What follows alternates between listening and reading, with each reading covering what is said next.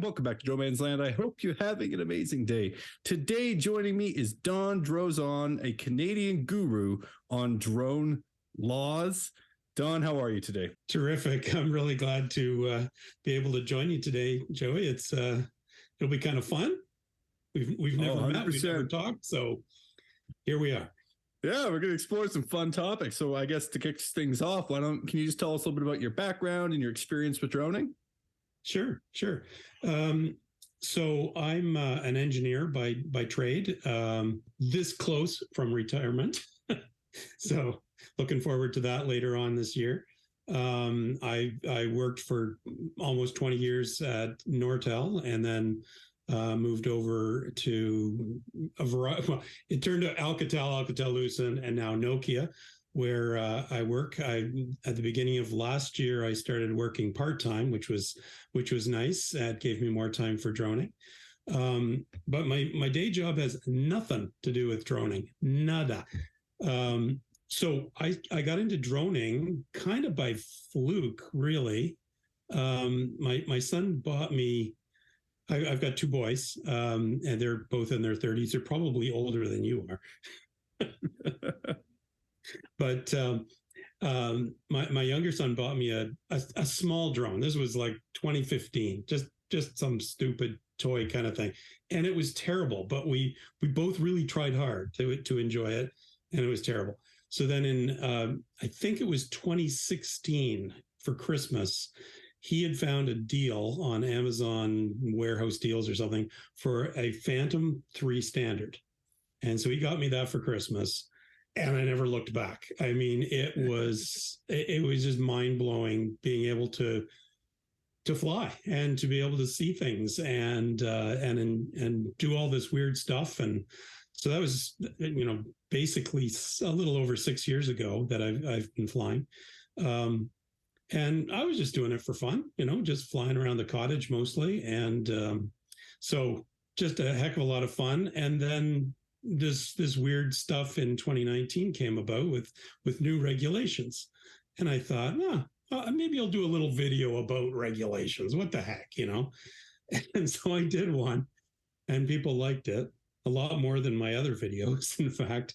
And so then I did another one, and it just snowballed from there. I think of the subject of like drone laws. I mean, I think that's the biggest thing is a lot of the laws tells you what you can't do, but it doesn't tell you what you can do. And it's not really as clear. And, I had that experience. I started droning when I was living in South Korea, and, the app they have there was great. It showed me everything. Now, I wish I had known that before I got escorted off a mountain by the Korean army, but oops. After that, I was aware of the app and I started using it. And every single area, whether it was a provincial or federal rule, the map covered it, right? And I think that, at least for me, that's my biggest issue I have with the Nav Canada map is it shows federal rules, but it doesn't show any of the provincial or municipal bylaws that apply in your region.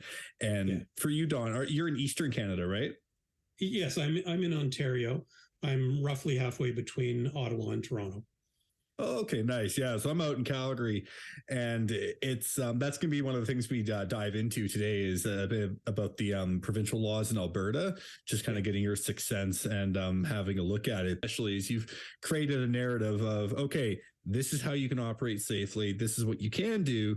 And I think that there's a very strong need for more content like that. So, my dad was the one that found your channel when he was getting his drone permit. And then I got my drone permit, same thing. And without your study guide, I don't think I probably would have just sold my drone and just said, to heck with it. I'm done.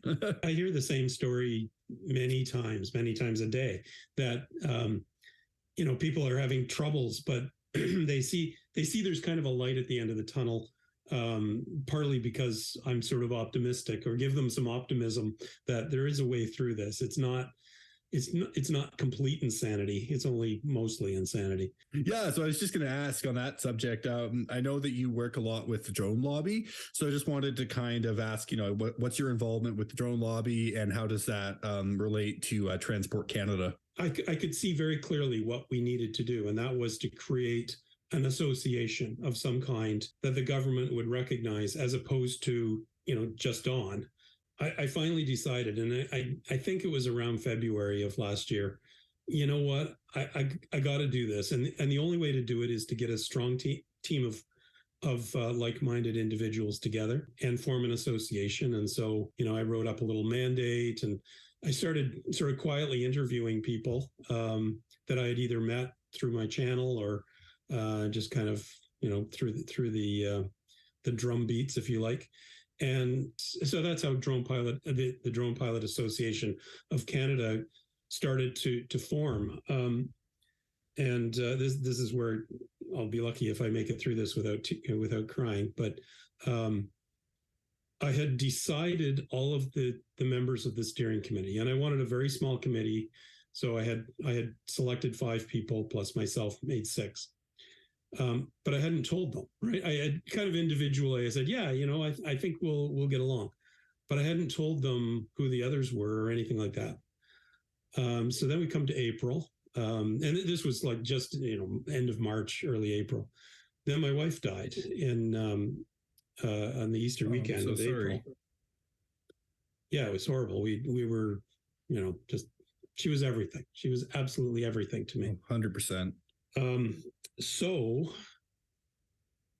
a couple of days after she died, I realized what's going to happen? Well, aside from what's going to happen with me and what's going to happen with the kids and what's going on and all this kind of stuff, I realized I've done all this work with droning, and I've built up all this momentum. I've got all these people kind of on the hook, if you like, for this association.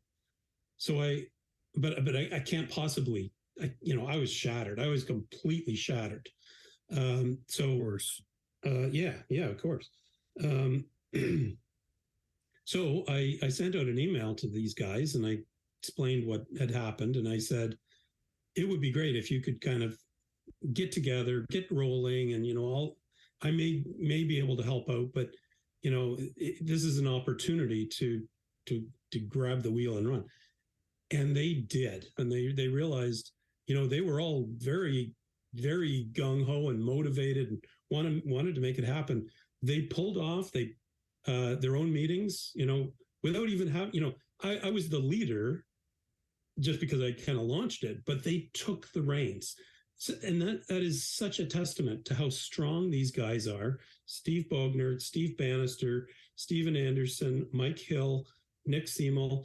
These guys pulled it off. They got together. They invited me to their first meeting, and I think I showed up.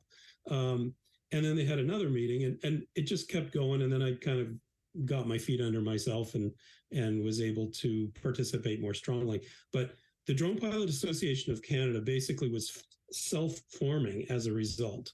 And wow. I'm just so thrilled to be able to work with these guys. As soon as we formed, and as soon as we got, I think 1,000 members in I think in a matter of a month or so. And that in itself is interesting because we offered nothing. It was like the Seinfeld of drone associations. This is the association about nothing. You don't get discounts, you don't get stickers, you don't get mugs, you get nothing. but if you join up, we will be able to say with a straight face and strong conviction that there's a sizable number of drone pilots that believe that the regulations need to change. And 100%. Yeah. So we took that to Transport Canada, and they said, hey, why don't we talk? And it's been great ever since. We meet quarterly with Transport Canada. Nav Canada guys come along sometimes, including the person I colloquially call the father of Nav Drone. And I've called his baby ugly. But so, and he knows that. But yeah, so we've been moving along. We're starting to see a little bit of change, a change in perspective, because these guys, it's not that they're evil people. They are just influenced by the people who are around them. And the people who have been around Transport Canada talking in their ear about drones are commercial drone operations, like cargo drones, big commercial organizations that do surveys and all this kind of stuff, and ground schools that make a lot of money off the fact that these exams are hard. And So that's all they heard. That, so they thought, well, I guess that's what the world is like. And then I came along and said, that's not what it's like. There's recreational drone pilots out there, and we form at least 90%, maybe 95%, maybe 99% of the population. And we don't think it's sane in any way, shape, or form to be able to pass an exam that expects you to be an airline pilot. Okay, great. Well, why don't we jump into the subject of Alberta, right? Every province has got different rules, different challenges, and different things you can and can't do. For today's intents and purposes, we're going to be talking about the drone laws as they pertain to the Mini 3 Pro and any pieces fall out of it. But yeah, exactly. Right. Yeah, it's not a good start. But basically, as the laws pertain to micro drones, right? I think that in the last, I don't know, you could say the last 2 years, the prosumer micro drones, both by DJI and Autel, have become a lot more compelling. Like they're incredible. Like, I mean, yeah, unless you're doing commercial work, like, well, and even some people I know that do real estate, like you can really get by with these little drones. I've had a Mavic 2 Pro since I think the somewhere early 2019. And then I bought a Mini 2. I had a Spark in there some point. The Spark, I remember. But I bought a Mini 3 in, I'm going to say May of this year. So I've had it, or of last year, sorry. So I've had it maybe 7 months, and I don't fly the Mavic 2 anymore. I used to think, okay, so I'll keep the Mavic 2 for my serious work. If I'm flying over the lake or if it's windy. And I'll fly the mini drone for little projects, or if I need to be close to people, or like an advertised event, for example, where you can't fly a big drone, you can fly this little one. Well, guess what? I only fly the Mini 3 now. I was out on the weekend. It was blowing like a gale force wind, film a curling tournament, like a family like a bonspiel, yeah. Yeah, like a bonspiel. It was just, a half a dozen people. It was just a huge amount of fun. I finally have curled now, so I can claim that I've curled. You're Canadian. Yeah, exactly. So I went out in the morning with the drone just to make sure, is it going to survive in this, or should I tell this guy, I can't do it? And the Mini 3, I think the wind was about 35 kilometers per hour. The trees were bending. The wind was coming across the lake. It flew like there was nothing. It was just fantastic. It was they're awesome, and just to see how they fly compared to the Mini 1, like that was the first micro drone that I bought, and I mean, honestly, the Mini 1 for what it was, like for one of the first micro drones, was great, but I flew it off skyscrapers in Seoul in a typhoon, no problem. I tried flying it in my backyard here in Calgary the first day I got back, and came out of the sky and crashed. Totally my own fault. I put the propellers on wrong, and then I replaced it with the Mavic Air, and I was waiting for the Mini 3 Pro to come out, because honestly, like, as you know, DJI bricks some of the older drones with firmware updates. I was like, man, I gotta get this micro drone. And yeah, I picked it up pretty recently, and that's what kind of motivated me to get back into talking about drones. And I was like, well, who knows more about drones than Dawn? The dawn of drones. Like, it's perfect. So awesome. Great. Well, let's jump in first. Obviously, we'll start on the Alberta map on Nav Canada. So we're on the NRC page. So we're mostly going to be looking down here as it pertains to Calgary. So I don't remember. Does the NRC map, it doesn't show provincial parks, does it? No, it doesn't. It show I've got actually a provincial map that I'll have a look at with you after, but I thought maybe first we could just start with Calgary. So the downtown core for Calgary is right here, basically where that heliport is, kind of in this area. If you were looking at this map of Calgary, where, like, would you say you could fly in this Class C space? With a micro drone? Absolutely, you can. Yes. And actually, this map, to its credit, and by the way, I've met the guy who developed this. He's a really nice guy. He works for the NRC. He works like almost under a wing at the Ottawa airport. And, he was really friendly with both Larry and I. Larry's my app developer, and we had a good chat one day over a beer, and we had just put out Drone Pilot Canada, and he tried it out and he liked it. So he said, I wish I could do this, but this is just believe it or not, he does this tool as a kind of as a side exercise. It's not his main job or anything like that. He does helicopter control systems or something like this. Great guy, really smart, figured all this stuff out.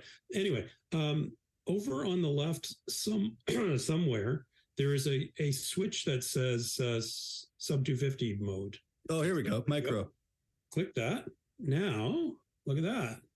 Oh, that looks much prettier. I like that. It's not all dark red. Yellow is a much nicer color than red. And by the way, Drone Pilot Canada has a sub 250 gram mode as well. And so anywhere it's yellow, you can fly with caution. So with a micro drone, a drone under 250 grams, there's one main rule, and then there's a couple of little things that you got to keep in mind. So the main rule is what I call the don't do anything stupid rule. It's 900.06. And that basically says, I'm not quoting it directly, but don't fly recklessly such that you're going to endanger or even likely will endanger manned aircraft or people on the ground. So don't do anything stupid. Don't buzz a crowd. Don't fly at the end of a runway, anything like that. Otherwise, like you can see here, you can fly in controlled airspace. So even like down here where we've got this secondary circle for a heliport, how would you say the rule applies here? Same thing. You just need to fly with caution. So if that's a heliport, I'm going to guess that it's for a hospital. Yeah, no, this one's not for hospital. Hospital's up here. Over there. Okay. Well, with heliports, it's fairly straightforward. The circle there is 1 nautical mile, so about 1.8 kilometers in radius. That means that helicopters could be operating in that area fairly low. My rule of thumb is if you're going to be in that kind of a zone, other than right where the actual heliport is, whether like you said, it's something other than a hospital, but it might be on the top of a building or something like that. Stay below 30 meters or 100 feet. Helicopters or certainly manned aircraft like winged aircraft are not going to be flying below 30 meters anywhere unless they're actually landing. So stay low, 30 meters, anywhere it's yellow, 30 meters. Just get it in your head, 30 meters. Yeah. That's really high. Calgary Tower is 190 meters. 190 meters. Okay, so you're well below that, probably around the halfway point. So yeah, okay, so 100 meters. That's still pretty darn high, almost the normal maximum of 400 feet. The other thing, there's 2 other things that you can't do. And the most important one, and this particularly applies out west, is don't fly anywhere near a forest fire. I think it's 15 nautical miles that you're supposed to stay away from any forest fire, even if there isn't a NOTAM. And that's the other thing is any sort of thing that has any event that has a NOTAM that specifically says no drones, and there's lots of them, of course, they call them RPAS, you cannot fly in those either, even with a micro drone. Now, the NRC drone site selection tool does not show NOTAMs. Nav Drone does, and Drone Pilot Canada does show NOTAM circles. NOTAMs are basically temporary restrictions. They put them around things like, big football games and fireworks displays. They had a NOTAM around the truckers' protest in Ottawa a year ago. And of course, there were no drone flights then. Yes, there were, and every one of them was breaking the law big time. Forest fires, NOTAMs, and the last one is Class F restricted zones. Now, the NRC drone site selection tool does show you the Class F restricted zones. There's like one military, basically, right? Yeah. Well, they're not all military. Like Parliament Hill, for example, in Ottawa, government, Niagara Falls. There's a number of places around Vancouver, just kind of small places. I think those ones are military. Then, as you very appropriately pointed out, then there's the provincial layer, and then there's the municipal layer. I don't know every city's bylaw, but almost every city that I've ever encountered has some sort of a very nasty bylaw, and bylaws are laws. They're just laws that are local. What is this? This is the this is a municipal bylaw. So for this one, despite subsection 1, a person may operate a drone that weighs less than 250 grams and complies with all provincial federal legislation, including requirements under the Canadian Aeronautics Act, and is subordinate to regulations. So in an what area that's of, saying is if your drone is under 250 grams and you follow the rules that I just outlined roughly, you're okay. That is more lenient than the drone bylaw in Toronto or in Ottawa. wow.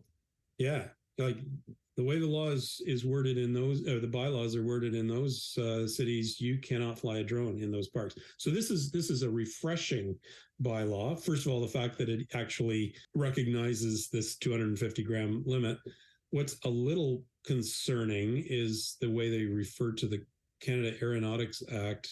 I guess that's the higher up thing that refers to the CARS, the Canadian Aeronautics regulations or Canadian aviation regulations. I think also as well there in Calgary specifically, there's designated parks where even with a micro drone, you're not allowed to fly because they're like protected natural areas like the bird sanctuary, Nose Hill, all those areas above splash parks, all those sorts of ones. So even with a micro drone, but for the most part, I think aside from that, you're, like you said, like as long as you're flying carefully and following all the other rules. Tell the folks what you got going on. What's going to be on the next video for you coming up? Well, the next video for me, oddly enough, is going to be that curling match. I love, like, as much as I enjoy doing the regulations, I fly for myself, right? So I heard about this guy on the lake who has a full-on curling rink right in front of his house on the lake. So, and he invites family over every Friday and Saturday. So we got together, I filmed, I had cameras all over the place, and I put it together. It's actually done. It's in the can. It'll be coming out on Saturday. The next thing that's coming up, I've got Drone Pilot Association of Canada meeting in 2 weeks. We're going to be doing a roundtable to talk about remote ID. Now, I don't know how we're going to pull this off, but we're going to have a discussion around remote ID as it applies to Canada, Transportation Safety Board, Transport Canada. Like, why did they only get fined what they did get fined? I'll talk about what the pilot actually did wrong in terms of the regulations. I'm going to try to talk to the Cessna people themselves, the company that owns the plane that got hit. I'm not sure whether they're going to be interested in discussing things with me. And York Regional Police, I've been conversing with them about their perspective on the report and what they have done about it. So, well, folks, definitely go over and check out Don's channel. I know that I typically focus more on Nikon content. So if you guys are wanting to really take a dive, learn more about, how to fly safely, how to fly legally, and how to have fun with it, Don's got a lot of awesome content. So make sure you guys go over and check it out. And hopefully we'll be having Don again sometime soon to talk a bit more about provincial regulations as it applies to parks, not national parks, provincial parks. But in the meantime, folks, hit that like button, subscribe to the channel, and remember to take beautiful photos every single day. Don't do it for the views, do it for yourself. And special thanks to Don for being on today. Thanks, Joey.